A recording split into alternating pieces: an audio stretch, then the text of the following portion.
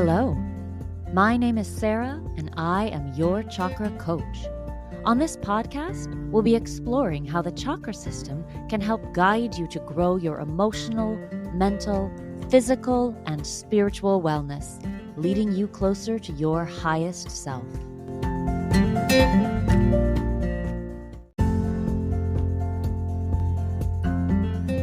Before we get into this episode, I want to share something with you I found that might be helpful to you on your healing journey.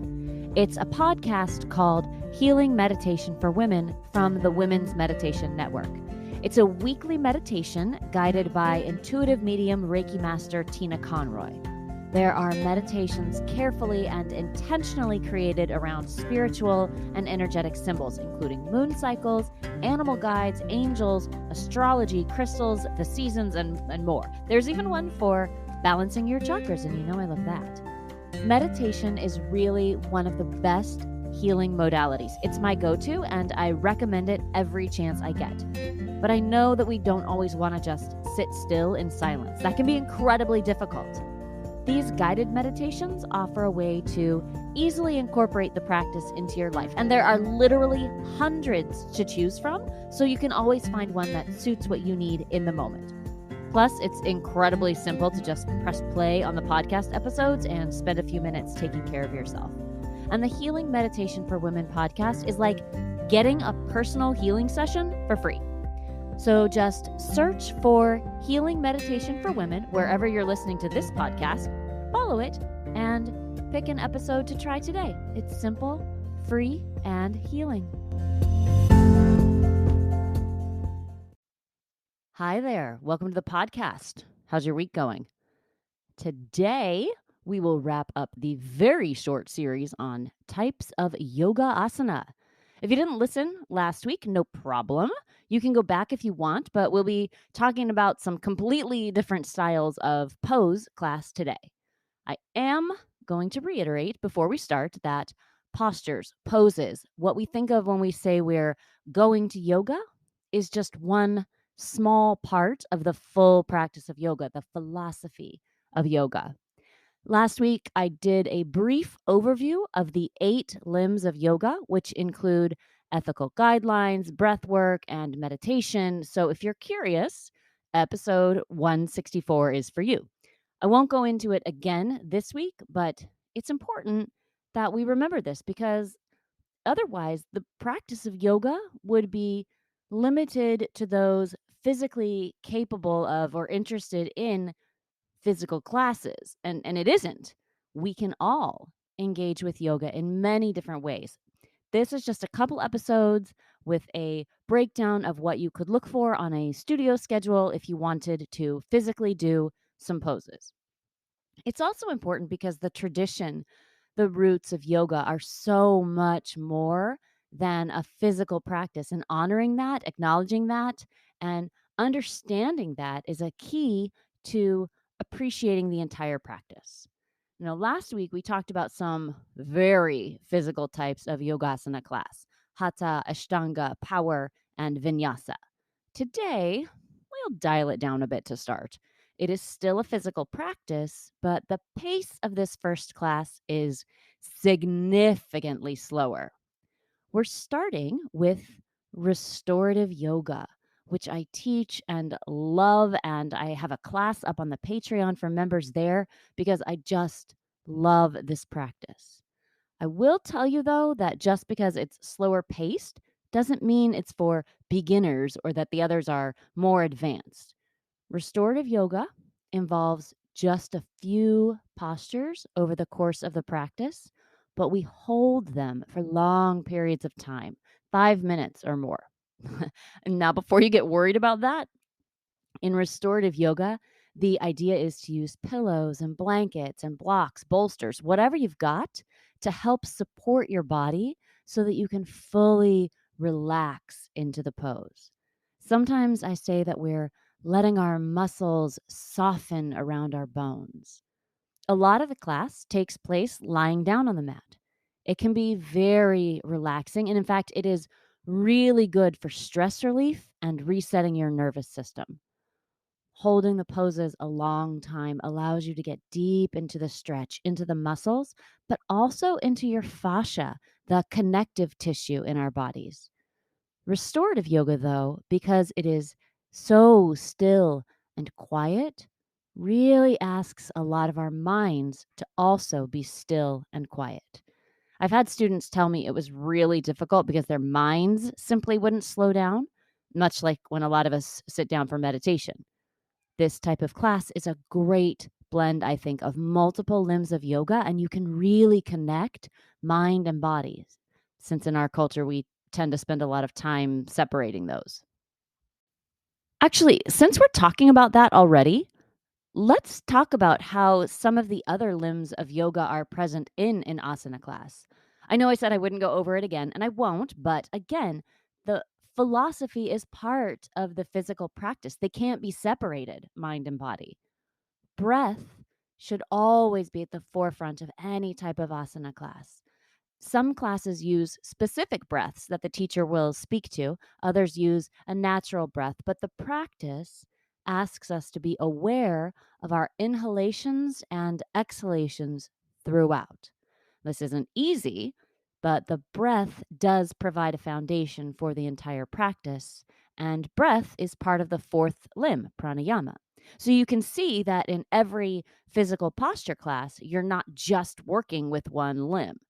Another one I want to touch on briefly is one of the yamas in the first limb of yoga, and that's ahimsa.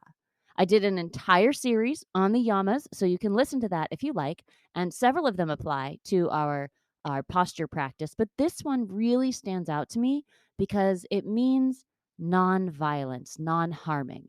And that is both external non-violence, not harming other creatures, but also not harming ourselves.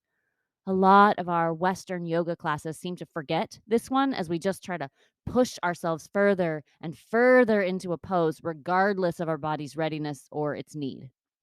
Some of this has to do with our cultural need to win or be the best or push ourselves or do the hardest version. But when that crosses into harming ourselves, we're not practicing yoga any longer, even if we're still at class. I would say this mindset walks a pretty thin line of self violence all the time, and it's a place our whole society could use a little more yoga. But we're talking about asana. So if you're pushing and hurting your body, remember that not only is that not what yoga postures are for, that's the antithesis of yoga as a whole. So that's somewhat unlikely in a restorative class, at least I hope, but it could certainly be present in some of the others we've talked about. And I didn't want to let it go unsaid. Related to restorative yoga, but slightly different, is a yin class. Now, a lot of times these two styles of class are listed interchangeably. And I'm not here to tell you that's wrong or right or call a teacher out. There are some differences. I'll present them, and you can do with that information what you like. Like restorative yoga, yin is all about long held poses to really get deep into a stretch and release the connective tissue. It uses props like blocks and blankets and pillows too, but instead of to support the body into full relaxation, the props are there to help you ease a little more deeply into the stretch.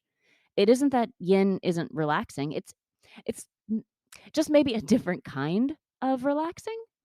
Whereas restorative is very good for relaxing the mind and healing the nervous system, which may also happen in yin. That's not the point of yin. Yin is active without a lot of movement, stretching to the point of discomfort, but certainly not pain. We don't want to trigger the muscles to reflexively contract, which is a safety mechanism that's built into our bodies. Some yin classes offer movement between the poses, others less so. I've had teachers tell me that a traditional yin class doesn't use props, and others tell me that they do. So you may find a propless class, but usually you can use props if you'd like to.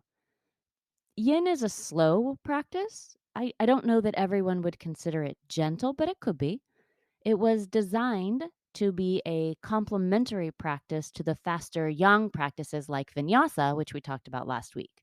Restorative yoga was originally intended for people with injuries or even chronic illnesses to experience yogic healing without the strain of the other types of classes. Again, you'll sometimes see these listed interchangeably, and that's okay.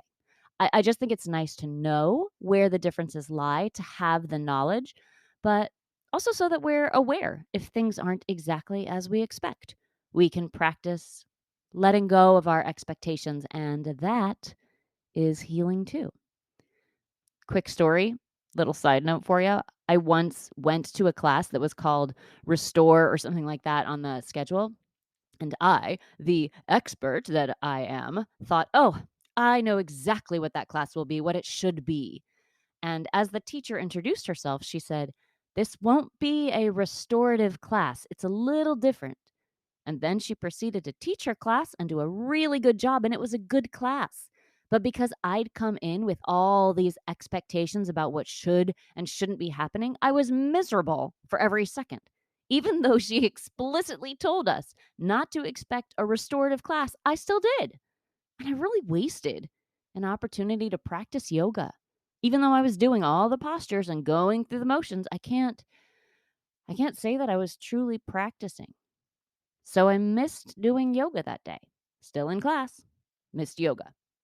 My point is not just to tell you an embarrassing story about myself. Although I've had several people say that they love it when I tell embarrassing stories about myself, but my point is to remind us all that there is value in every type of practice if we're willing to trust that we are where we need to be when we need to be there.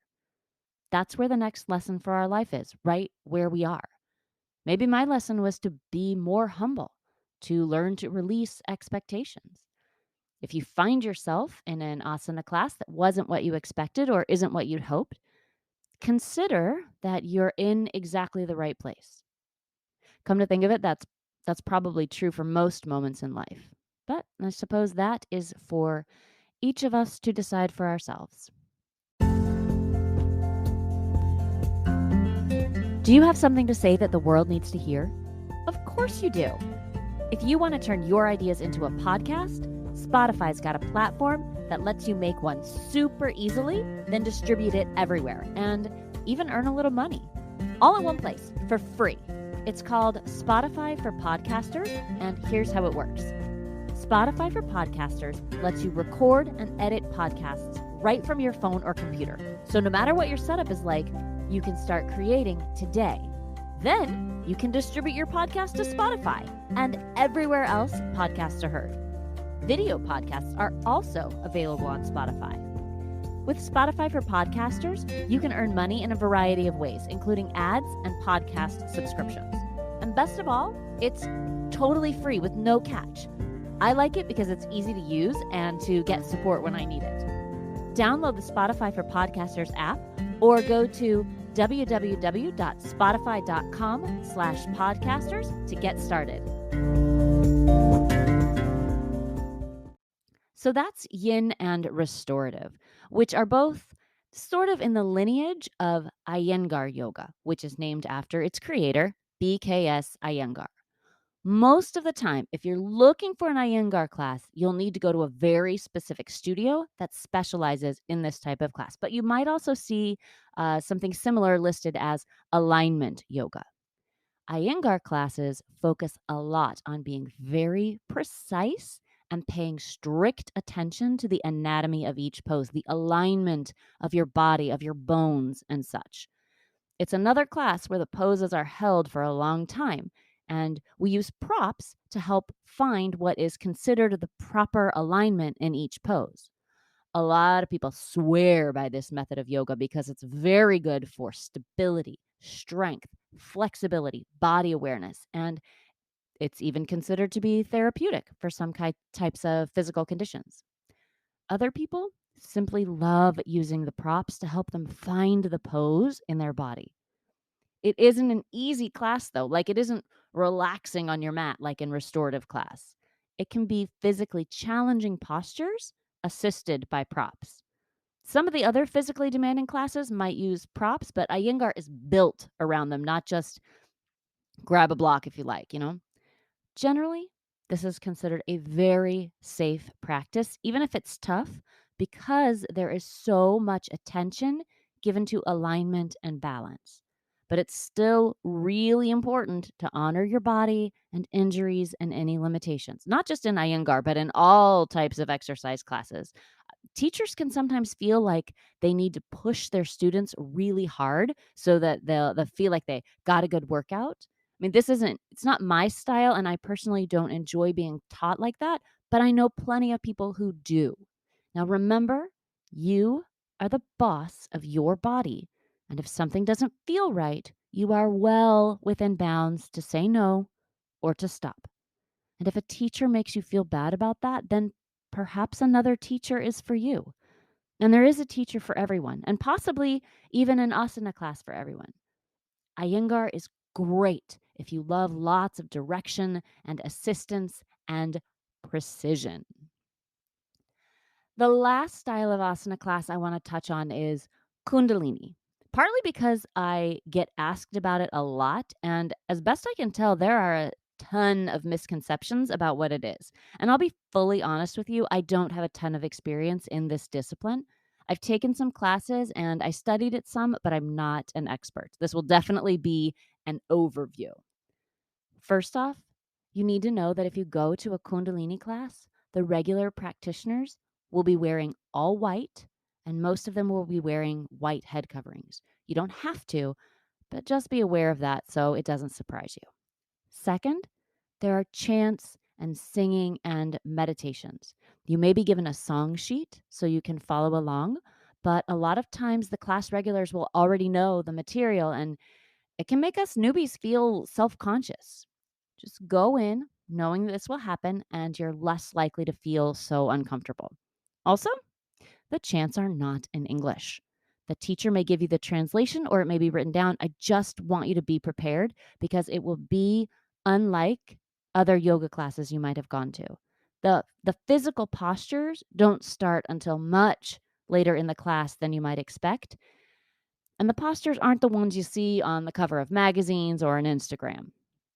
There's something called a kriya that is a movement paired with a breath pattern, and it's repeated multiple times. You'll likely do multiple kriyas and then close with more chanting and meditation. It's very different from the practices we've been talking about. And even though I'm not highly versed in this style, I have loved every Kundalini class I've gone to. Aside from the physical benefits, this is a practice that really suits people looking for a spiritual and energetic yoga practice. It can clear chakras, stagnant energy, and it can be really healing in more of a mental and emotional way sooner than some of the others that we've talked about. And again, most of these practices share benefits to spirit and body, but I personally found that Kundalini yoga allowed me to connect spiritually more easily than the more physical practice. Possibly because I wasn't so focused on not falling down or if I could touch my toes. You might have heard people talking about a Kundalini awakening, and it is related to this practice in that the idea here is that we all have a divine feminine energy coiled around the base of our spine that, when uncoiled, moves up through our spines, through the chakras, out the top of our heads. And it is the process of unfolding, uncoiling our true nature. It's considered a spiritual awakening, and Kundalini yoga is a process to open up that energy, to uncoil it, to bring it to our consciousness. The practice prepares you for the awakening and it also facilitates it, although there are stories of spontaneous Kundalini awakening as well. So, there are a few more types of yogasana practice for you to think about: restorative, yin, Iyengar, and Kundalini. Totally different from last week, right? I hope that this helps us all see that yoga is a practice that we can all participate in, either through the many types of posture practice available to us or through the other aspects of yoga. If you have questions, you know you can always find me on Instagram and Facebook at Your Chakra Coach, or listen, just email me directly, Sarah at yourchakracoach.com. As I mentioned last week, These episodes were a listener request. So if you have a core request, let me know. This show is for you, and I want it to be the most useful and interesting it can be. I hope you have a great week, and I can't wait to connect again soon. Bye.